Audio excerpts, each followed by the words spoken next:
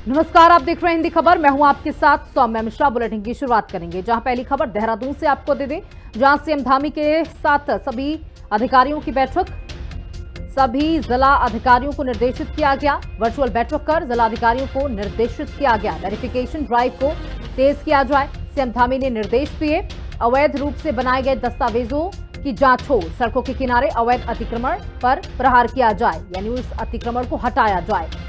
तो ये बैठक बेहद अहम मानी जा रही है। सभी जिलाधिकारियों के साथ वर्चुअल माध्यम से मुख्यमंत्री की ये बैठक, जिसमें अवैध अतिक्रमण करने वालों पर सख्त एक्शन लिया जाए, इसके निर्देश दिए गए। साथ ही वेरिफिकेशन प्रोसेस को तेज किया जाए। हमारे साथ हमारी सहयोगी शुभांगी भट्ट जुड़ चुकी हैं, उनसे जानकारियां ले लेते हैं। शुभांगी, देखिए बहुत ही महत्वपूर्ण बैठक मानी जा रही है, जिसमें बहुत सारी चीजों के लेकर के दिशा निर्देशित किया गया है। वेरिफिकेशन ड्राइव को तेज किया जाए, ये कहा है। अवैध रूप से जिन्होंने कब्जा करके रखा है वो हटाया जाए, दस्तावेजों को लेकर के तमाम चीजें कही गई हैं। बिल्कुल, देखिए आज एक बहुत ही महत्वपूर्ण बैठक जो है मुख्यमंत्री आवास में हुई। वर्चुअली जो 13 जिलों के जिलाधिकारी हैं वो वीडियो कॉन्फ्रेंसिंग के माध्यम से इस बैठक में जुड़े थे। और जिस तरीके से 2047 तक प्रधानमंत्री का जो संकल्प है कि विकसित भारत बनाना है, इसमें उत्तराखंड किस तरीके से योगदान दे सकता है, इस पर आज जो है मुख्यमंत्री ने कई चीज़ों को लेकर जिलाधिकारियों को निर्देशित किया कि किस तरीके से जन कल्याणी नीतियों को और योजनाओं को जन जन तक पहुंचाना है। इसके अलावा जिलाधिकारियों को निर्देशित किया गया कि आप अपने अपने जनपदों में किस तरीके से 5 ऐसी एक्टिविटीज कर सकते हैं या ऐसे नवाचार वाले कार्य कर सकते हैं जो हमारे प्रदेश के विकास में काम आए। खासकर वो 3 जनपद जो सबसे पहले प्रदेश में टीबी मुक्त होंगे, उनको पुरस्कृत भी किया जाएगा। इसके अलावा किस तरीके से अतिक्रमण प्रदेश में हटाना है, क्योंकि अतिक्रमण हटाने के लिए लगातार ड्राइव जो है वो चलाई जा रही है, सरकार द्वारा भी लगातार इसको लेकर निर्देशित किया जाता है। मुख्यमंत्री ने आज तमाम जो जिलाधिकारी वीडियो कॉन्फ्रेंसिंग के जरिए इस बैठक में जुड़े थे, उनको निर्देशित किया कि अतिक्रमण हटाने का काम किया जाए। इसके साथ साथ वेरिफिकेशन ड्राइव जो है वो लगातार चलाया जाए। हम देख रहे हैं कि पुलिस विभाग जो है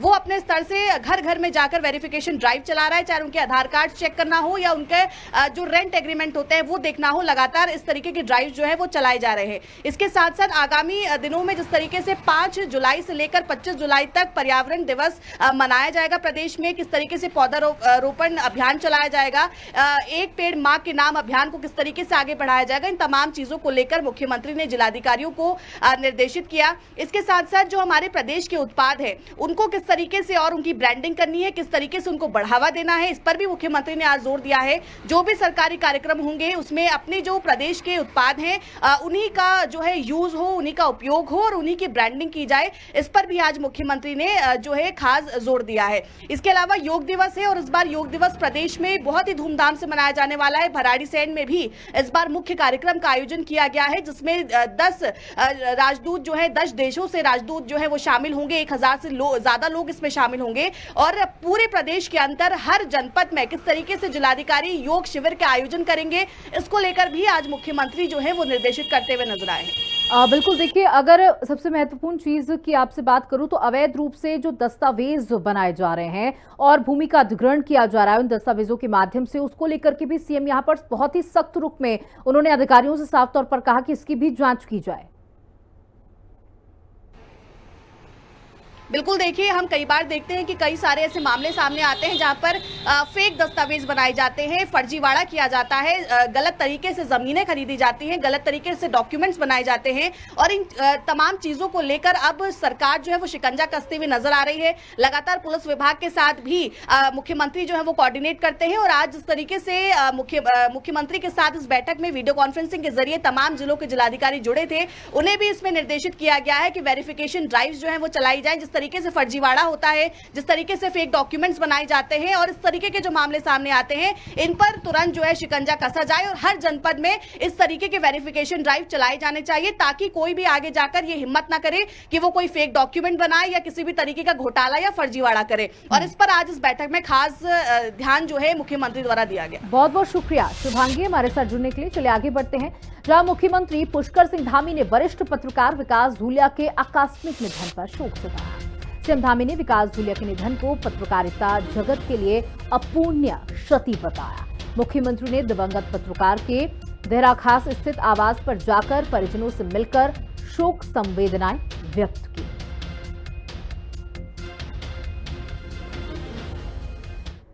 वहीं दिल्ली की मुख्यमंत्री रेखा गुप्ता ने केदारनाथ धाम पहुंचकर बाबा केदारनाथ के दर्शन किए, पूजा अर्चन किया। साथ ही बता दें कि देश की खुशहाली के लिए उन्होंने प्रार्थना की। साथ ही विकसित दिल्ली का संकल्प पूरा करने के लिए बाबा केदार से आशीर्वाद मांगा। इसके बाद उन्होंने बद्री विशाल धाम पहुंचकर भगवान बद्रीनाथ के दर्शन किए। इस दौरान मंदिर समिति के पदाधिकारियों ने दिल्ली सीएम का स्वागत किया। उनके पूरे परिवार के साथ परमात्मा यात्रा मंगलमय करे। जहां मुख्यमंत्री पहुंची थी, केदारनाथ धाम बद्रीनाथ धाम के दर्शन पूजन किए। उसके बाद वहां तमाम पुलिस अधिकारियों, कर्मचारियों और जो भी लोग वहां पर मौजूद थे सभी के साथ फोटोज भी क्लिक कराई। और मीडिया से बातचीत करते हुए उन्होंने साफ तौर पर कहा कि आज केदारनाथ बाबा से सिर्फ एक ही चीज की मांग की है कि वो दिल्ली में काम कर सके। आज बहुत ही प्रसन्नता का अनुभव हो रहा है कि बाबा के चरणों में मैं अपना माथा टेक सकी। बाबा केदारनाथ की कृपा हुई, परिवार समेत मैं यहाँ दर्शन करने आई हूँ और मैंने बाबा के चरणों में एक ही अपनी मंशा जाहिर की है कि प्रभु इतना आशीर्वाद दो हम भारतवासियों को कि विकसित भारत, विकसित दिल्ली के इस लक्ष्य को हम सब मिल करके पूरा कर सकें। और मेरे ऊपर तो जो प्रभु की कृपा है, जो जिम्मेदारी मुझे दी है दिल्ली के विकास के लिए, दिल्ली के लोगों की खुशहाली के लिए, मुझे प्रभु की शक्ति मिले और मैं अपने कार्य में पूरी मेहनत के साथ, पूरी शिद्दत के साथ में दिल्ली के निवासियों की सेवा कर सकूं और हम सब के ऊपर बाबा का आशीर्वाद बना रहे, देश आगे बढ़े, दिल्ली आगे बढ़े और सभी जन खुश रहें, समृद्धि हो और हर परिवार में उनका आशीर्वाद छाया रहे। बाबा केदारनाथ जी की बहुत बहुत जय। जय बाबा केदारनाथ। वहीं बीते रोज हल्द्वानी में कांग्रेस ने जय हिंद रैली का आयोजन किया था, जिसमें पूर्व मुख्यमंत्री हरीश रावत के सलाहकार और पूर्व विधायक रंजीत रावत मंच से अपने नेताओं को ही सलाह देते नजर आए। सलाह की नहीं, उन्होंने अपने नेताओं पर कटाक्ष किया और कहा कि राजनीतिक बयानबाजी और पहाड़ी उत्पादों को सोशल मीडिया में प्रसारित करने से कांग्रेस को कुछ हासिल नहीं होने वाला। लिहाजा अगर राजनीति में अपनी मजबूत स्थिति दर्ज करानी है तो जनहित से जुड़े मुद्दों को लेकर एकजुटता के साथ सड़कों पर उतरना होगा। मुकाबला करने की जरूरत है और वो तभी होगा जब हम सड़क पर निकलेंगे, हम प्रेस कॉन्फ्रेंस कर लें, हम बंद हॉलों में बैठ करके बयान दे दें, हम सोशल मीडिया पे कुछ डाल दें, मन की बात, तन की बात, काफल की बात या हिसालों की बात, उससे कुछ नहीं होने वाला है। सड़क में निकल करके संघर्ष करना पड़ेगा। मैं कहना चाहता हूं अपने प्रदेश अध्यक्ष करण मेहरा जी से, अपने राष्ट्रीय नेतृत्व से कि आइए आप अगुवाई कीजिए, हम संसाधन जुटाएंगे, हम सड़कों पर निकलेंगे। देखिए, हरीश राव जी का एक बड़ा टची बयान आया था, उस पर लोगों ने ध्यान नहीं किया। उन्होंने कहा मैं सो कॉल्ड सयाना हूँ, सो कॉल्ड सयाना। मुझे लोग मानते नहीं लेकिन मैं पार्टी का अपने आप को सयाना मानता हूँ। तो उन्होंने वहीं कह दिया कि लोग मुझे सयाना ही नहीं मानते। इतने सीनियर लीडर होने के बाद लोग उनकी सीनियरिटी को स्वीकारते नहीं हैं, तो वो कांग्रेस में हाशिए पर खड़े हैं, ये उन्होंने खुद कह दिया है।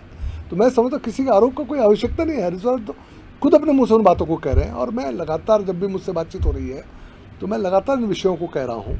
और ये हालत हरीश राव जी की इसलिए हुई है कि उन्होंने कांग्रेस को अपने परिवार की प्लेसमेंट एजेंसी बना के रख दिया है। सब कांग्रेसियों को मालूम है कि हरीश रावत जी अपने परिवार से बाहर निकलने को तैयार नहीं है। उनका भविष्य खतरे में है कांग्रेस के लोगों का, क्योंकि वो हर जगह अपने परिवार के लिए स्थान ढूंढते हैं। तो वो जब तक हरीश राव जी से निजात नहीं पाएंगे, उनको लगता है कांग्रेस उभरेगी नहीं। उसी लाइन पर कांग्रेस काम कर रही है। वहीं हरिद्वार में करोड़ों की जमीन घोटाले की जांच पूरी हो गई है। जांच अफसर आईएएस रणवीर सिंह चौहान ने अपनी रिपोर्ट शासन को सौंप दी। इसमें 3 बड़े अधिकारी संदेह के घेरे में हैं। अब सरकार को जांच रिपोर्ट के आधार पर जमीन घोटाले पर निर्णय लेना है। वहीं सरकार पर गंभीर आरोप लगाते हुए कांग्रेस हरिद्वार में 3 जून को बड़ा प्रदर्शन करने जा रही है। कांग्रेस प्रवक्ता शीशपाल बिष्ट ने कहा कि जिस तरीके से प्रदेश में भूमि घोटाले के बाढ़ सी आई हुई है वह किसी से छुपी नहीं है। कांग्रेस प्रवक्ता ने कहा कि हरिद्वार नगर निगम घोटाले को लेकर कांग्रेस रैली के माध्यम से गूंगी बहरी हो चुकी है। सरकार को चेताने और जगाने का काम। जिस तरीके से प्रदेश में भूमि घोटालों की बाढ़ आई हुई है वो किसी से छुपा हुआ मुद्दा नहीं है। हरिद्वार में नगर निगम में जिस तरीके से जमीन की बंदर बांट हुई है, बाजार भाव से बहुत अधिक मूल्य पर जो है जमीन खरीदी गई है, उसमें कई आईएएस अधिकारियों पर भी गाज गिर रही है। इसीलिए कांग्रेस पार्टी हरिद्वार में 3 तारीख को आदरणीय प्रदेश अध्यक्ष करण महाराज जी के नेतृत्व में इस गूंगी बहरी सरकार को चेताने और जगाने के लिए रैली आयोजित कर रही है, जिससे सरकार को चेताए और जगाया जा सके, जमीनों की जो बंदर बांट है उस पर रोक लगाई जा सके और दूध का दूध और पानी का पानी हो सके और दोषियों को सजा दिलाई जा सके। हरिद्वार नगर निगम में गार्बेज डंपिंग यार्ड के विस्तारीकरण के नाम पर करोड़ों के जमीन घोटाले का मामला सामने आया है। सबसे हैरानी की बात यह है कि इसमें कई आईएएस अफसर, पीसीएस अफसर जो है संदेह के घेरे में हैं। शासन ने इस मामले की जो जांच रिपोर्ट है वो वरिष्ठ आईएएस ऑफिसर रणवीर सिंह चौहान को सौंपी थी, जिन्होंने अपनी जाँच रिपोर्ट जो है सरकार को सौंप दी है। अब देखना ये होगा कि इसमें क्या कुछ निकल के सामने आता है और कौन कौन आईएएस पीसीएस अफसर और कर्मचारी इस घोटाले में शामिल होने पाए जाते हैं, क्योंकि कहा यह जा रहा है कि 3 ऐसे वरिष्ठ अधिकारी हैं जो इस संदेह के घेरे में हैं। ऐसे में देखना होगा कि सरकार इस पे क्या कुछ एक्शन उन अधिकारियों पर लेती है और किन के नाम निकल के सामने आते हैं। फिलहाल कांग्रेस ने इसको एक बड़ा मुद्दा बना लिया है। 3 जून को हरिद्वार में कांग्रेस एक बड़ी रैली करने जा रही है, जिसका नेतृत्व करण मेहरा प्रदेश अध्यक्ष कांग्रेस के वो करेंगे और हल्ला बोल करेंगे सरकार के खिलाफ, क्योंकि कांग्रेस का आरोप है कि सरकार लगातार भाजपा सरकार के जो सत्ता में रहने के बावजूद जो है लगातार जमीन घोटाले के मामले सामने आ रहे हैं और सरकार जो है सपोज जो नेता हैं उनको बचाने का काम कर रही है। कांग्रेस का ये आरोप है कि इतना बड़ा घोटाला किसी सपोज नेता के शामिल होने के बगैर हो ही नहीं सकता है। तो ऐसे में जो सरकार है उसके सफेदपोश नेता हैं, अधिकारी हैं, वो बेलगाम हो चुके हैं और लगातार घोटाले पर घोटाला कर रहे हैं। और 3 जून को कांग्रेस एक महारैली करने जा रही है सरकार के खिलाफ और वो चाहती है कि जो भी इसमें दोषी हैं, चाहे वो अब कितना ही बड़ा आईएएस अफसर हो, उस पर सख्त कार्रवाई की जाए। कैमरा पर्सन इजाज अहमद के साथ दीपिका भंडारी, हिंदी खबर, देहरादून। ऋषिकेश में जल्द ही कई महत्वपूर्ण निर्माण और विकास कार्य शुरू होने जा रहे हैं। ये कार्य विशेष रूप से चारधाम यात्रा को ध्यान में रखकर किए जा रहे हैं ताकि तीर्थयात्रियों को बेहतर सुविधाएं मिल सके। इन परियोजनाओं के अंतर्गत सड़कों का विस्तार, पार्किंग की व्यवस्था, विश्राम स्थलों का निर्माण और अन्य बुनियादी ढांचे को मजबूत किया जाएगा। इन विकास कार्यों के पूरे होने से ऋषिकेश और इसके आसपास के क्षेत्र लोगों को यात्रा करने से आसान होगा। सबसे पहले तो मैं जो आने वाले तीर्थयात्री हैं उनके प्रति मंगल कामनाएं व्यक्त कर रहा हूं और लगातार यात्री बढ़ रहे हैं। और जिस प्रकार से आप जानते हैं कि हमारे ये 4 धाम, कहीं भी आप जाइए 4 धाम के बारे में हर एक की भावना रहती है कि हम 4 धाम यात्रा यानी पहाड़ पे जरूर जाएं। 4 धाम यात्रा के साथ साथ उनके मन में यहाँ के पहाड़ और पहाड़ की सुंदरता देखने का भी स्वाभाविक मन रहता है। और चूँकि ऋषिकेश से यात्रा प्रारंभ होती है, मैं वहाँ से विधायक हूँ, मैं देखता हूँ रोज़ इस प्रकार का।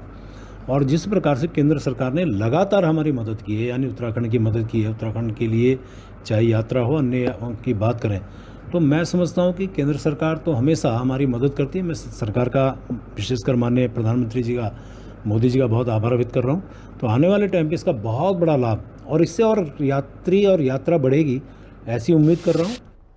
प्रधानमंत्री नरेंद्र मोदी के 11 साल पूरे होने पर बीजेपी 5 जून को कार्यक्रम का आयोजन करने जा रही है, जो कि 25 जून तक चलेगा। बीजेपी प्रदेश प्रवक्ता हनीफ पाठक का कहना है कि 11 साल बनाम 60 साल है। 60 सालों में जो काम नहीं हुआ वो 11 सालों में काम किया गया है। साथ ही कहा कि पीएम मोदी के नेतृत्व में केंद्र सरकार ने जिस तरह की योजनाएं संचालित की, उसको लेकर कार्यकर्ता जन जन तक पहुंचाने का काम करेंगे। कि ये बहुत ही हर्ष का विषय है कि हमारे यशस्वी प्रधानमंत्री श्री नरेंद्र मोदी जी को पूरे 11 साल पूरा होने को हो रहे हैं कार्यकाल में। इसको लेकर पूरे भारतीय जनता पार्टी के कार्यकर्ता बहुत उत्साहित हैं और इसको हम लोग 11 साल बेमिसाल और 11 साल बनाम 60 साल इस रूप में मनाएंगे, क्योंकि इसके जरिए लोगों को पता होना चाहिए कि इस 11 साल में किस तरीके से बेमिसाल कार्य हुए हैं और 60 सालों में जो कार्य नहीं हो पाए थे वो भी कार्य इस 11 साल में हुए। इस भारतीय जनता पार्टी संगठन के दृष्टि से हम लोग इसमें जो प्रतियोगिता का आयोजन करेंगे, मंडल स्तर तक सभी प्रतियोगिता की जाएगी। 21 जून को हम लोग योग दिवस के रूप में भी मनाएंगे और लगातार जो 25 जून को हम लोग आपातकाल जो कांग्रेस के कार्यकाल के दौरान हुआ था उसके तहत भी कराया जाएगा। तो ये लगातार जो संगठन का कार्यक्रम है ये चलता रहेगा। देहरादून के स्कूल में यौन शोषण का मामला सामने आने के बाद बाल आयोग भी ऐसे प्ले स्कूल, किड्स स्कूलों पर सख्ती से काम कर रहा है। बाल आयोग अध्यक्ष डॉक्टर गीता खन्ना ने जानकारी देते हुए बताया कि बीते दिनों आरटीई की हुई बैठक में उन्होंने शिक्षा मंत्री के सामने ऐसे स्कूलों के लिए दिशा निर्देश जारी करने के साथ ही नीति बनाने की बात कही, जिस पर विभाग ने मानक तय कर दिए हैं। जल्द ही वे गाइडलाइन बाल आयोग को उपलब्ध हो जाएगी। प्ले स्कूल के कहीं कोई मानक नहीं थे और आपको ध्यान होगा कि 3 साल पहले जब मैं आई थी तो सबसे पहला जो मुद्दा मैंने उठाया था बच्चों को लेके वो था ये डिफेंस कोचिंग के इंस्टीट्यूट्स और किड स्कूल जो देहरादून में ऐसे कुकर मुगों की तरह उग रहे हैं और इन दोनों के लिए कोई मानक नहीं थे। किड स्कूल की हमने बैठकें भी करी थी और उनका अभी शिक्षा विभाग का कहना था कि उन्होंने मानक तैयार कर दिए हैं, हमारी संतुति के हिसाब से करें, लेकिन मुझ तक वो चिट्ठी अभी नहीं आई है। इस आरटीई वर्कशॉप में उन्होंने मंत्री जी के सामने कहा था कि वो जल्दी वो मुझे प्रोवाइड करेंगे फॉर माय स्टडी, लेकिन किड स्कूल के मानक बहुत सख्त होने चाहिए और 1.5 साल का बच्चा भी किड स्कूल में भर्ती हो रहा है तो वो क्रच के मानकों के भी अनुरूप होना चाहिए वो स्कूल। और क्योंकि उन्हें यूडाइस नंबर नहीं लेना पड़ता तो किसी भी विभाग से वो मान्यता नहीं है। पौड़ी में आयोजित हो रहे पौड़ी महोत्सव पर कांग्रेस की जिला उपाध्यक्ष यशोदा नेगी ने सवाल खड़े किए हैं। कांग्रेस कार्यालय में प्रेस वार्ता करते हुए यशोदा नेगी ने आरोप लगाया कि वर्तमान नगरपालिका अध्यक्ष कंडोलिया पूजा को हाईजैक करने की कोशिश कर रहे हैं। इसके साथ ही उन्होंने पौड़ी में आयोजित हो रहे महोत्सव में गढ़वाल रत्न नरेंद्र सिंह नेगी और लोक गायक अनिल बिष्ट की अनदेखी का आरोप भी लगाया है।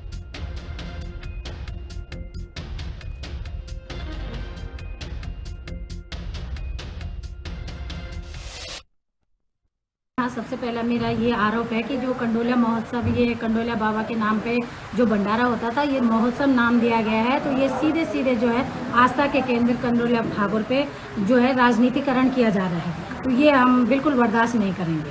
और नंबर 2 बात ये है कि ये महोत्सव पौड़ी के लिए हो रहा है और पौड़ी के जो व्यापारी हैं, छोटे मोटे तबके के व्यापारी हैं, स्थानीय व्यापारी हैं, और उनको इसमें साउंड सिस्टम देहरादून से बुलाया गया है। क्या ये व्यापारी जिनके पास साउंड सिस्टम है, ये इनका साउंड ठीक नहीं था या क्या नहीं था, किस कारण इनको यहाँ पर नहीं रोल करने दिया गया, देहरादून से बुलाने की क्या जरूरत पड़ गई थी। रुड़की में सिंचाई विभाग की भूमि पर सिंचाई अनुसंधान संस्थान की नई बिल्डिंग के पीछे एक काफी पुराना मजार है जिसे सैयद तार बाबा मजार के नाम से जाना जाता है। सिंचाई विभाग के फील्ड कर्मचारी महासंघ के प्रदेश अध्यक्ष सतपाल सैनी को इस मजार को अवैध बताया। उन्होंने प्रदेश के मुख्यमंत्री को एक पत्र भेजकर मजार को हटाए जाने की मांग की। फिलहाल पत्र के आधार पर प्रशासन से मजार के बारे में जानकारी मांगी गई है। एसडीएम लक्ष्मी राज चौहान ने बताया कि ये मजार सिंचाई विभाग की भूमि में है जो काफी पुरानी बताई गई है। इस बारे में सिंचाई विभाग द्वारा संबंधित को नोटिस जारी किया गया है।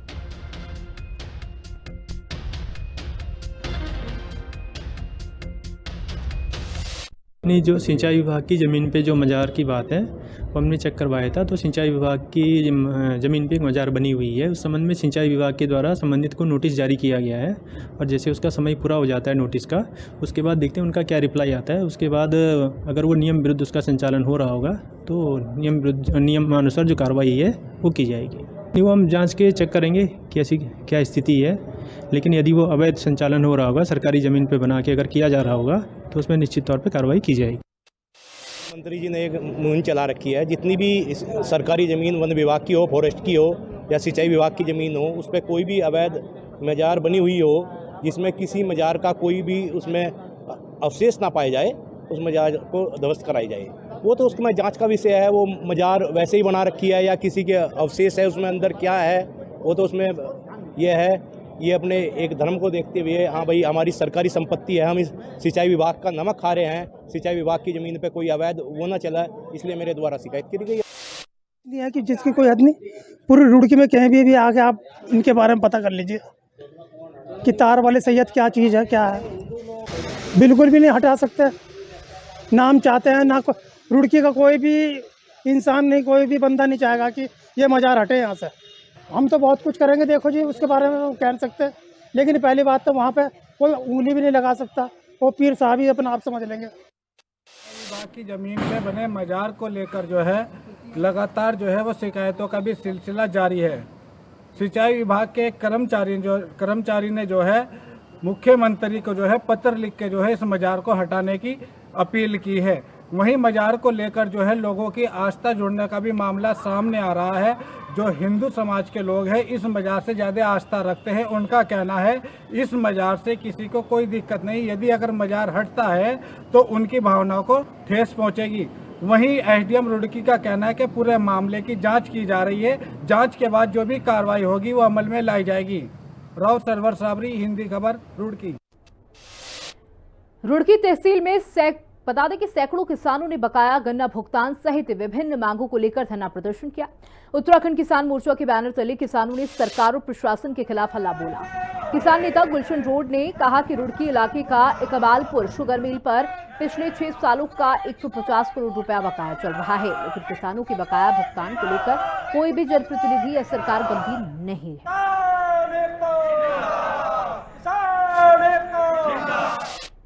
इसमें एक तो इकबालपुर शुगर मिल का 150 करोड़ रुपए के लगभग किसानों का बकाया चला रहा और लगभग 4, 5, 6 साल हो गए और सरकार के कान पर कोई जू नहीं रेंग रही और सरकार किसानों की तरफ कोई ध्यान नहीं कर रही। उत्तर प्रदेश की तर्ज पर किसानों के लिए बिजली मुफ्त करी जा। तहसील के अंदर इतने बुरे हालात हैं, कोई लगाम प्रशासनिक अधिकारियों का अपने कानूनों पर, अपने पटवारी पर, अपने पेशकारों पर किसी प्रकार का अंकुश नहीं रहा। केवल और केवल किसान की फुटबॉल बनाकर उन्होंने इधर से उधर धकेलने का काम कर रहे और आर पार की लड़ाई के लिए आज हम यहाँ बैठ गए। जब तक समाधान सही ढंग से नहीं होगा तब तक यहाँ से किसान हिलेगा नहीं। पिछले 6-7 वर्षों का किसानों का गन्ना बकाया भुगतान आज तक सरकार नहीं करा पाई, लेकिन कोई भी जनप्रतिनिधि किसानों का भुगतान कराने में रुचि नहीं ले रहा। अगर जनप्रतिनिधि, हमारे विधायक और सम्मानित जो सांसद ये रुचि लेते तो मैं नहीं समझता आज तक भुगतान वो किसानों का रुक जाता। ये हमारी सरकार का ही नाकारापन है और हमारे जनप्रतिनिधियों का नाकारापन है, जिसकी वजह से हमारे किसानों का इकबालपुर का वो गन्ना भुगतान नहीं मिल पा रहा। लक्सर नगर पालिका क्षेत्र में डॉक्टर भीमराव अंबेडकर की मूर्ति के बराबर में अब गौशाला नहीं बनेगी। ग्रामीणों के विरोध के चलते नगर पालिका प्रशासन ने गौशाला के अपने पुराने प्रस्ताव को कैंसिल कर नया प्रस्ताव पारित कर दिया।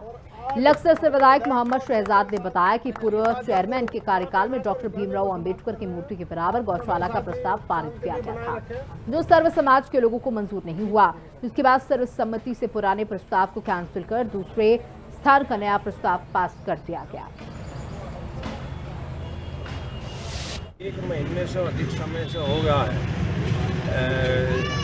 लक्सर के और आसपास के देहात के लोग, दलित समाज के लोग जो बाबा साहब में आस्था रखते हैं वो यहाँ धरना दे रहे हैं। उनका मसला था कि जहाँ जल भरता है यहाँ गौशाला बढ़ने की बात थी।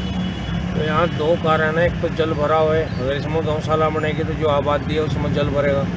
दूसरा लोगों का विरोध भी था कि बाबा साहब भारत रत्न है, महान हस्ती रहे हैं और दुनिया में इनकी एक बहुत बड़ा नाम है।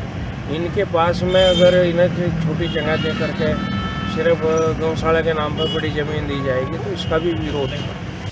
लोग धरने पर बैठे हुए हैं और भयंकर गर्मी भी थी। इन्होंने बेचारों ने सब आसपास देहात से सब लोग आए, बहुत परेशानी में धरना भी दिया और इन सब परेशानियों को देखते हुए गौशाला, मैं समझता हूँ कि विवादित स्थान पर गौशाला नहीं बननी चाहिए। गौ हमारी माता है, जहाँ प्रेम पूर्वक उसको स्थान दिया जाए। तो उसके लिए हमने नगर में काफ़ी जगह देखा है, तो 73 नंबर वार्ड नंबर 6 में जाकर तो जगह मिली हमें, तो वहाँ हमने जो है आज अपनी बोर्ड की मीटिंग मिलाई और मेरे सभी सम्मानित पार्षदों ने उसमें सहमति की है और अब जो है गौशाला का प्रोग्राम हम वहीं पर कर रहे हैं। और मैं अपने सब साथियों से कहूँगा, भाई आपकी जो मेहनत रही ये सब रंग लाई है, अब आप लोग उड़ जाओ और गौशाला का जो निर्माण अब वहीं होगा। जिलाधिकारी मयूर दीक्षित ने जनता दरबार में जनता की समस्याओं के साथ ही सभी विभागों के अधिकारियों को निर्देशित किया, मानसून सीजन को देखते हुए विभाग अभी से अलर्ट मोड में आ जाए, नालियों की साफ सफाई के साथ ही सड़कों को दुरुस्त बनाने के लिए अभी से काम करना शुरू कर दिया जाए। उन्होंने कहा कि लापरवाही बर्दाश्त नहीं की जाएगी, लापरवाही बरतने पर विभाग के अधिकारी के खिलाफ सख्त कार्रवाई होगी। सुनवाई की गई जिसमें कि विभिन्न विभाग के जो मामले आए थे, जैसे पीडब्ल्यूडी के थे, जल संस्थान के थे, कुछ पुनर्वास के प्रकरण थे, तो उसको डायरेक्शन दिए गए डिपार्टमेंट्स को और तत्काल आज ही जो कंप्लेंट रिजॉल्व हो सकती है उनको आज ही रिजॉल्व करने के लिए, और अगर किसी कंप्लेंट के लिए धनराशि की आवश्यकता है तो उसका प्रस्ताव प्रस्तुत करने के लिए डायरेक्शन दिए गए हैं। इसके अतिरिक्त आगामी जो मानसून सीजन है, जो कि लगातार बारिश हमारे जनपद में हो रही है, उसके लिए सभी डिपार्टमेंट्स को डायरेक्शन दिए गए हैं ताकि जो हमारी नालियाँ हैं, कल्वर्ट्स हैं, जेसीबी की तैनाती है, राशन की सप्लाई है, बिजली पानी की आदि की व्यवस्था जो हमें इमरजेंसी में करनी पड़ सकती है, साथ ही राशन के जो किट्स हैं उन सभी की तैयारी संपूर्ण कर ली जाए और अगर कोई कमी पाई जाएगी तो संबंधित अधिकारी के खिलाफ कार्रवाई की जाएगी। इस बारे में डायरेक्शंस क्लियर बता दिए गए हैं। और इसी के साथ इस बुलेटिन में इतना ही। बने रहिएगा हिंदी खबर के साथ। नमस्कार।